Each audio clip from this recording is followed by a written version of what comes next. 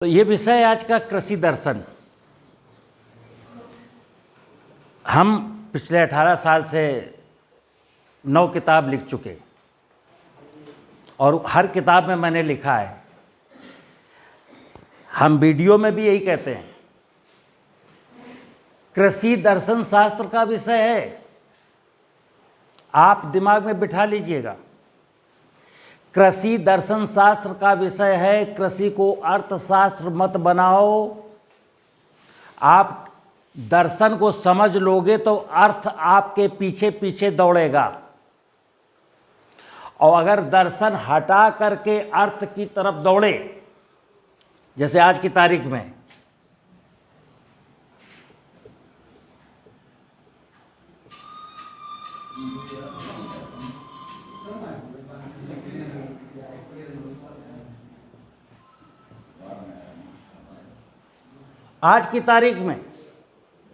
किसान को कोई चीज, कोई टेक्नोलॉजी, कोई भी बात बताई जाए तो बताने वाला भी कहता है इससे ये फायदा होगा। अगर हमने ऐसे नहीं कहा कि इससे फायदा होगा तो आपने पूछ लिया उलट के कि बाबूजी इससे क्या फायदा होगा। फायदा माने अर्थ।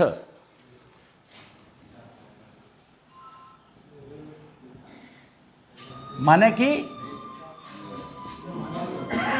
मनी, पैसा।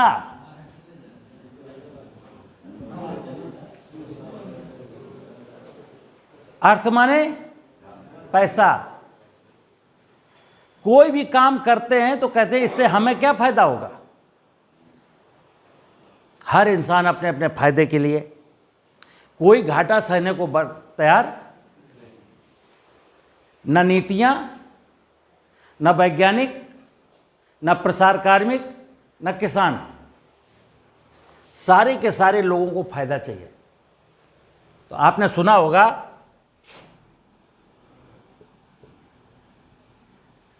लाभ बराबर। अब चूंकि दुनिया के हर इंसान को फायदा चाहिए, वकील को, डॉक्टर को, इंजीनियर को, ठेकेदार को, माफिया को, नेता को, अभिनेता को, किसान को, व्यवसायी को, क्योंकि सारे लोग अपने फायदे के लिए तलाश में लगे हैं, सारे लोगों को फायदा चाहिए, तो घाटा कहाँ जाएगा? ये हानि कहाँ जाएगी? ये जाएगी प्रकृति के पास। घाटा कहीं ना कहीं तो रहेगा। घाटा, भाई जुआ खेल रहे हैं लोग, 10 लोग जुए के फड़ पे बैठे हैं, एक आदमी ने 1 लाख का जुआ जीता है तो 9 लोगों से आया होगा पैसा। अब एक जुआ ऐसा है कि सारे खेलने वालों को फायदा हो गया। 100 लोग जुआ खेल लेते, 100 को फायदा हो गया, तो भाई ये पैसा कहां से आया? आज की तारीख में वही हो रहा है। सारे लोग अपने फायदे के लिए चूंकि खेती कर रहे हैं, तो घाटा कहां चला गया? प्रकृति के पास घाटा चला गया। प्रकृति ने आपका भाव देखा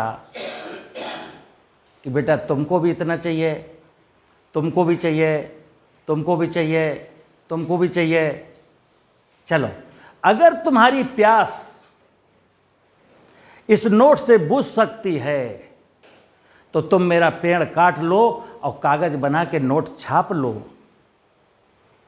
छाप लो, मैं कुर्बानी देने के लिए तैयार हूं। तुमको बहुत पानी चाहिए, तुमको धान करना है, तुमको गेहूं करना है, तुम्हारी नीयत नहीं मान रही है, चलो ठीक है, छेद कर दो हमारे अंदर, मेरा पूरा पानी निकाल लो। घाटा कहां चला गया? हमारी इस बेवकूफ़ी में घाटा कहां चला गया? नेचर के पास चला गया, प्रकृति के पास चला गया। और प्रकृति को मैंने कल बताया था, प्रकृति का मतलब है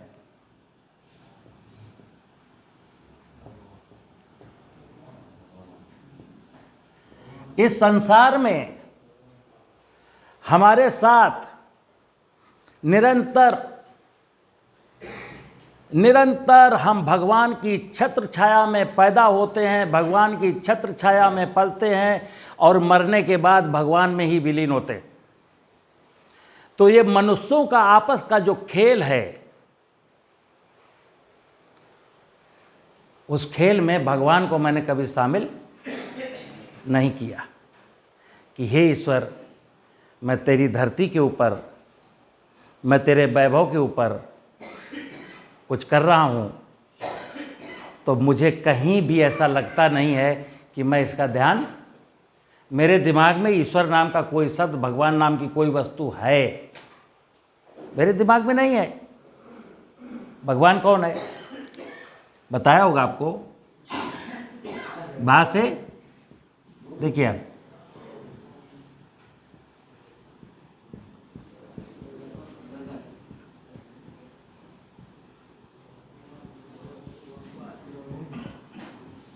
आ का मात्रा है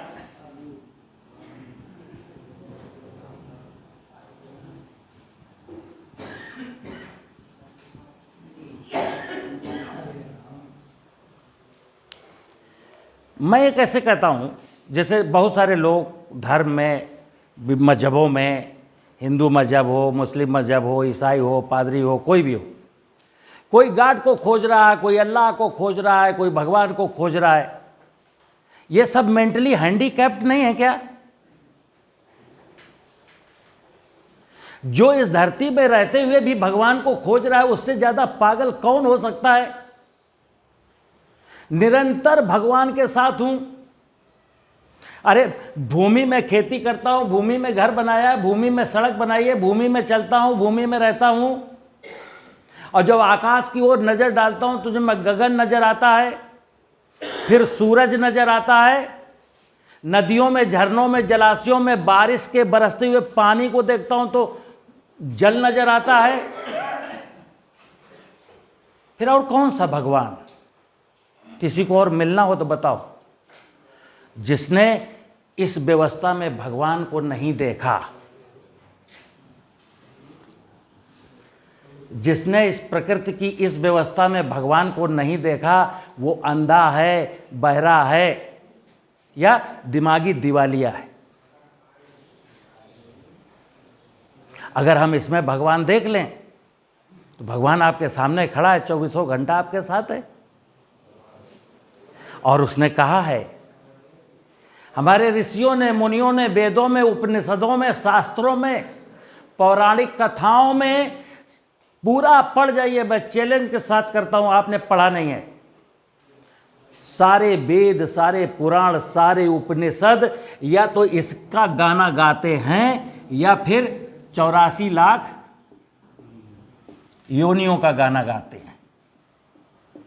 मतलब इसके ऊपर, इस धरती के ऊपर जो माया है ना, वन हैं, वनस्पतियां हैं, जीव हैं, जंतु हैं, पक्षी है, तितली है, चींटी है, चींटा है, जलचर है, थलचर है, नभचर है।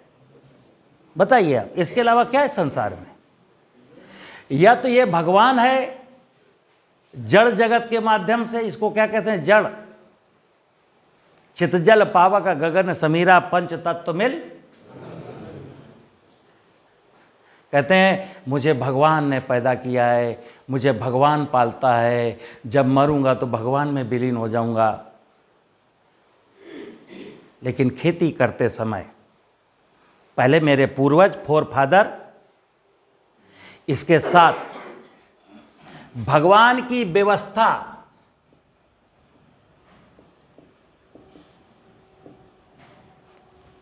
ये जो धरती के ऊपर जो भगवान की व्यवस्था है, भगवान की माया है, क्योंकि आपको पता है कि हमारा मनुष्य का जन्म सबने सुना है, मनुष्य का जन्म सबसे बाद में हुआ। भगवान ने मनुष्य रूपी इकाई को इत्मीनान से बनाया और कहा कि ये इस धरती की, भूमंडल की सबसे खूबसूरत रचना है। कौआ जब आया था संसार में तब भी काँव काँव करता था, नीम का पेड़ जब पैदा था तब से वो नीम का गुण अपना धारण किए हुए है। केंचुआ जब परमात्मा ने बनाया तो केंचुआ वही निरंतर काम करता है मिट्टी को खोदने का। गाय तब भी दूध देती थी, आज भी दूध देती है। सारी की सारी 84 लाख योनियां और ये 5 जड़ जगत की इकाइयां, आप इनको खूब देख लो। झरना आज भी गिरता है, नदी आज भी बहती है, सूरज आज भी निकलता है, वृक्ष आज भी उगते हैं। बीज बो देंगे, उगेगा, बड़ा होगा, फल देगा। जामुन का बीज बो करके आप सोचो कि ये बबूल का बन जाएगा, नहीं बनेगा। कोई कितनी भी रिश्वत दिला दे, खिला दे उसको। तो सारी जब इकाइयां अपने अपने कर्तव्य के पथ पर चल रही हैं, तो जब एक बात आती है धर्म, मनुष्य का धर्म क्या, तो मनुष्य का धर्म कुछ नहीं है जिस निमित्त के लिए वो आया है।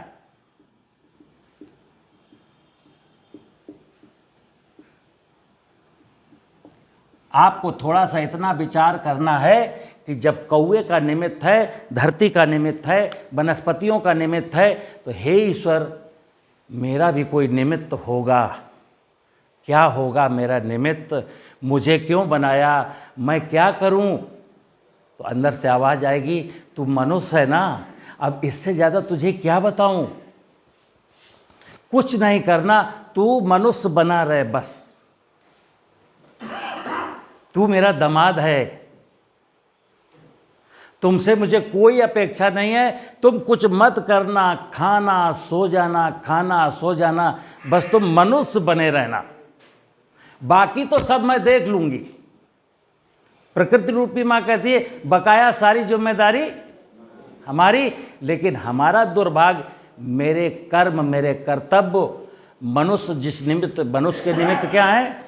ये एक माली है, इस बगिया का माली है, और माली की हैसियत से यहाँ रहे, माली बन करके जिए और देखे क्या सही है क्या गलत है।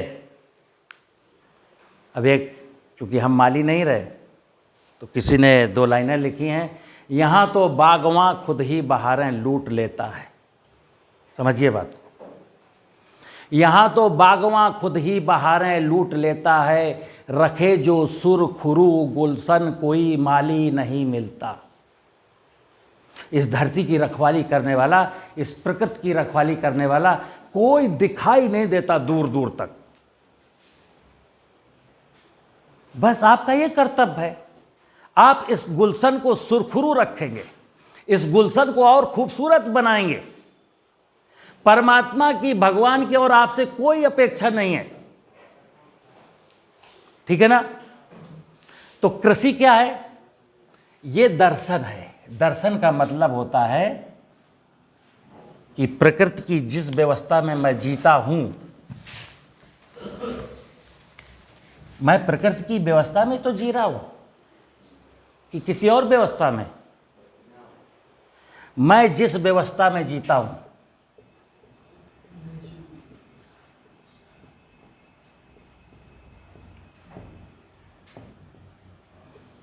प्रकृति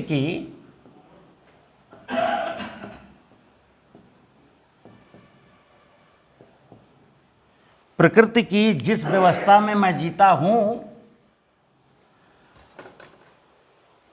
उस प्रकृति की व्यवस्था को आत्मसात करना, उस प्रकृति की व्यवस्था को समझना, ये पता करना कि कौवे से मेरा क्या संबंध है, केंचुए से मेरा क्या संबंध है, नदी से मेरा क्या संबंध है, वर्षा से मेरा क्या संबंध है, पेड़ से मेरा क्या संबंध है। तो आपको पता चलेगा बिना पेड़ के, बिना वर्षा के, बिना केंचुआ के, बिना मधुमक्खी के आप जी नहीं पाएंगे।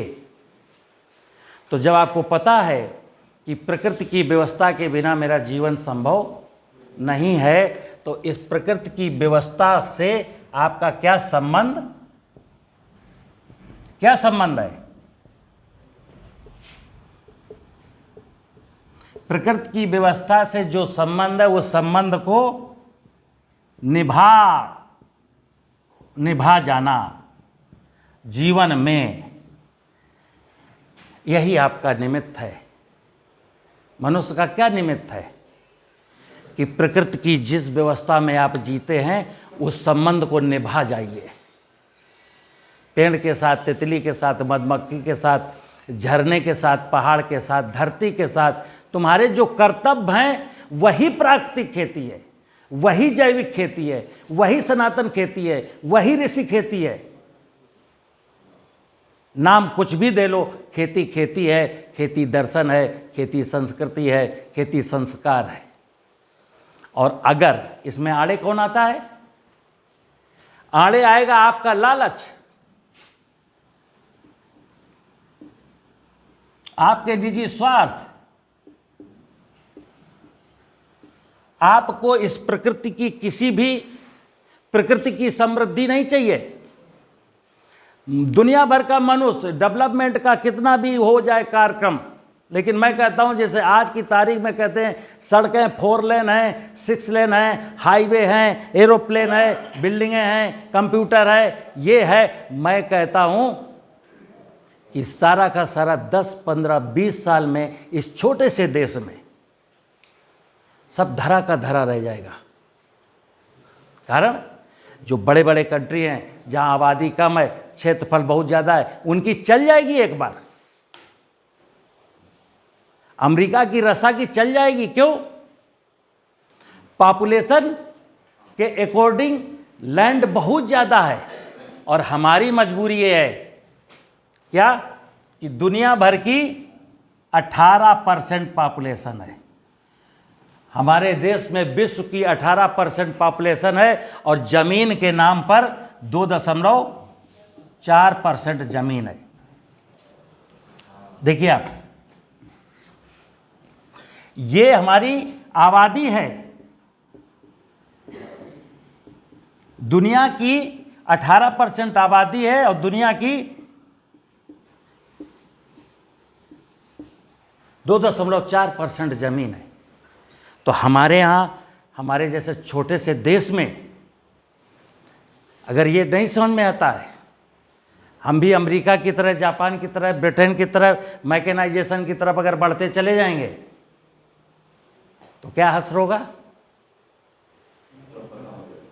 हमारे पास तो संसाधन देखो ना, प्राकृतिक संसाधनों के नाम पर कितना थोड़ा सा है, और उसके बावजूद भी मुझे प्राकृतिक संसाधनों को संजोने की अकल नहीं है। तो क्या होगा? सिर्फ इसके कि भाई किसान आत्महत्या करेगा। क्या करता? मरता क्या ना करता। ख्वाहिशें इतनी बढ़ गई बच्चों की, लागत इतनी बढ़ गई फसलों की, आमदनी और लागत के बीच में गैप बहुत छोटा हो गया। पता चला जितनी आमदनी उतने का एक मोबाइल आ रहा है। अब बच्चे की जिद मोबाइल की है। बाप, संवेदनशील बाप अपने बच्चे की जिद को अगर पूरा नहीं कर पा रहा है तो यही सोचता है कि इससे तो आत्महत्या कर लेना ठीक है, और देर सवेर आत्महत्या कर ही लेता है। क्या करेगा? गलत कह रहा हूं? तो मित्र, कृषि एक दर्शन है। कृषि दर्शन शास्त्र का विषय है, कृषि अर्थशास्त्र का विषय नहीं है। बहुत सारे लोग आपको बरगलाएंगे, फुसलाएंगे, लालच देंगे, इससे ये होगा, इससे ये होगा, इससे ये होगा। आप कहिए मुझे किसी से कोई मतलब नहीं है। मैं तो अपनी प्रकृति रूपी जो व्यवस्था है, खेत की ज़मीन, 5 एकड़ खेत की ज़मीन को जिंदा करना है, खेत की मेड़ पर वृक्ष लगाने हैं, खेत वर्षा का पानी खेत में रोकना है। मेरा प्रयास है कि प्रकृति का समग्र वैभव मेरे खेत के आसपास आ जाए। केंचुआ आ जाए, चिड़िया आ जाए, तितली आ जाए, मधुमक्खी आ जाए, सूक्ष्म जीव जमीन में, खेत में आ जाएंगे। क्योंकि मैंने कल बताया था कि धरती माँ, आप किसी ने बोला है ना, ईश्वर ने क्या कहा, भगवान ने क्या कहा, बेटा तुम मेरी ओर एक कदम बढ़ा, 99 कदम तो चल करके तेरे पास मैं आ जाऊंगा। लेकिन मेरी दिक्कत है कि मैं एक भी कदम भगवान की ओर नहीं बढ़ाता हूं। जहां कहीं भगवान दिखता है 2 कदम पीछे खिसक जाता। तो भगवान कह रहा ठीक है, तू मुझसे दूरी चाहता है, तुझे आनंद आता है मुझसे दूरी रहने में तो दूर रहे, हम भी तुझसे दूर चले जाते हैं और चला ही गया। अब भगवान कहाँ है बोलो आप। देखिए आप, भगवान का क्या स्वरूप कर डाला हमने। ये जो भूमि है इसको मैं शिव कहता हूं, और ये जो वायु है इसको ब्रह्मा कहता हूं, और ये जो जल है इसको विष्णु कहता हूं। अग्नि माने सूरज, गगन माने आकाश। आदमी की औकात नहीं है कि आकाश को डिस्टर्ब कर सके, अगर औकात होती तो आकाश को भी नहीं छोड़ता। आदमी की हैसियत नहीं है कि सैटेलाइट लेकर के सूरज तक पहुंच सके, अगर ये पहुंच जाता तो सूरज को भी नहीं छोड़ता। लेकिन हाँ, इसकी पहुंच जहां जहां है इसने छोड़ा नहीं। न धरती रूपी देवता को, शिव देवता, ब्रह्मा देवता और विष्णु देवता, चूंकि इसकी पहुंच में है तो उनसे भी लड़ने को तैयार है। देवताओं से भी दो दो हाथ करने को ये बुद्धिमान मनुष्य तैयार है। कहता है कि आजा देख लेते हैं किसमें कितना है दम। हम नहीं हैं किसी से कम। ये हो रहा है। हम लड़ किससे रहे हैं? हम अपने भगवान से लड़ रहे हैं। और किसके लिए लड़ रहे हैं? अपने निजी स्वार्थ के लिए, लालच के लिए लड़ रहे हैं। खेती धंधा नहीं है। मैं फिर कहूँगा, जो साइंटिस्ट, जो वैज्ञानिक, जो किसान नीतियों में बैठा, जो व्यक्ति खेती को धंधा समझता है, उससे ज़्यादा मेंटली हैंडीकैप्ड कोई नहीं है। वो मानसिक रूप से दिवालिया हो चुका है। अब देखिए आप, अन्यथा अगर हम अपना निजी लालच छोड़ देते हैं, अगर मेरे दिमाग में अपना स्वार्थ नहीं है और मेरी जमीन, भूमि उर्वर है, यानी समृद्धशाली है,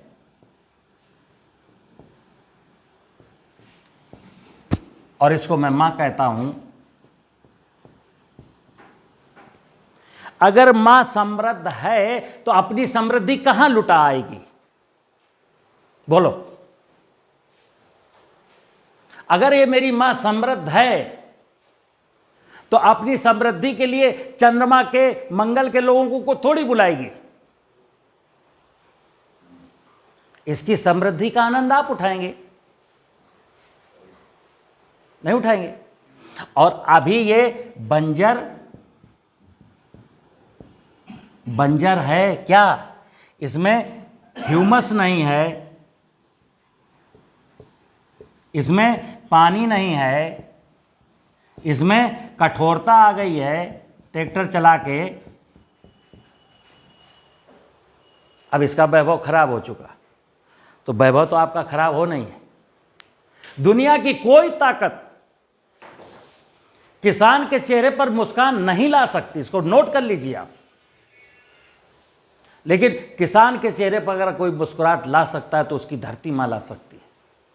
लेकिन धरती माँ से हमें कोई वास्ता नहीं है। विरासत में मिली है, पिताजी मर गए, मेरे नाम आ गई। लंबरदार का ट्रैक्टर जोत आया, लंबरदार की सीड ड्रिल से खेत बुब गया, मेड़ है नहीं। ये समृद्धि इसकी कौन करता है? धरती की समृद्धि कब होगी? अगर धरती को समृद्ध करना है, देखिए आप, ये मां है, धरती मां। अगर ये आप चाहते हो कि ये समृद्ध हो, अगर ये समृद्ध हो, अगर आप चाहते हो कि धरती माँ मेरी समृद्ध हो, तो पहला सूत्र बता रहा हूं, खेत की मेड़ आपको बनानी है। सरकारी योजना का इंतजार मत करना, आपको बना लेनी है, क्योंकि सर्दी माता आपकी है। आपने बीड़ा उठाया कि इस माँ का तेरा वैभव अमर रहे माँ, हम दिन चार रहे न रहे। हम माँ की समृद्धि अगर चाहते हैं तो खेत की मेड़ बना डालिए। कल का इंतजार मत करिए, कल रावण का भी नहीं आया था। वो इतना ज्ञानी था, इतना बलिष्ठ था, कह रहा था मैं तो स्वर्ग की सीढ़ी लगा सकता हूँ, समुद्र के खारे पानी को मीठा कर सकता हूँ, गन्ने की शहद की कोई ज़रूरत नहीं, समुद्र का पानी प्रेम से पियो, शक्कर बना लो, ठीक है ना। लेकिन कल करूँगा, कल किसी का है नहीं। तो खेत की मेड़ बनानी है और मेड़ पर पेड़ लगाना है।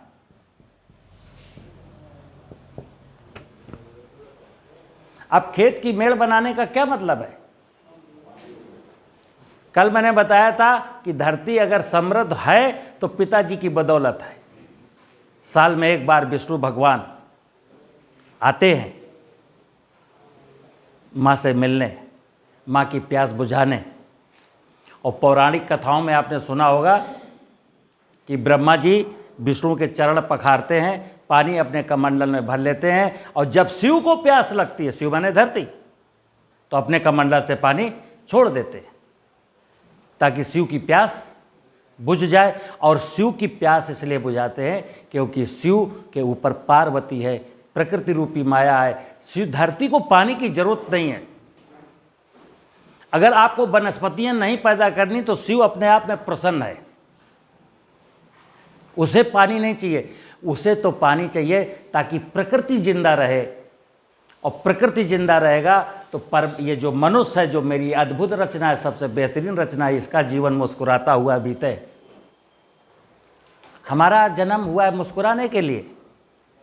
हमारा जन्म जब हुआ था तो मैं रोते हुए आया और जवानी भर रोया, मरते समय भी रोते रोते मर जाऊंगा। ये स्थिति सिर्फ इसलिए है क्योंकि वर्तमान में मेरे पूर्वजों के साथ ऐसा नहीं था।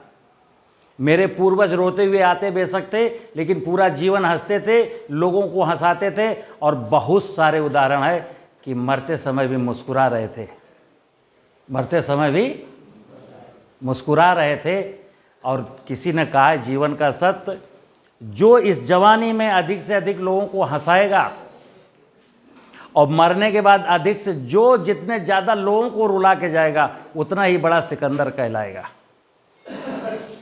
जीवन का सत्य यही है कि जिसके मरने के बाद जितने ज़्यादा लोगों ने आंसू गिराए होंगे, रियलिटी में इट मीन्स उसकी पहचान है कि ये आदमी अपने समाज के लिए, अपने देश के लिए, अपने धर्म के लिए, किसी न किसी के लिए, किसी न किसी काम में निरंतर लगा हुआ था। उसको 100-200 लोग कंसीडर करते थे।